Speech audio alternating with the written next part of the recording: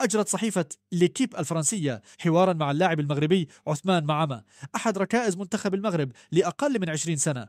قبل نهائي كأس العالم أمام منتخب الأرجنتين في بداية حديثه، عبر معمة عن فخره الكبير بما حققته المجموعة، مؤكدا أنهم يقاتلون من أجل المغرب ومن أجل إسعاد الشعب.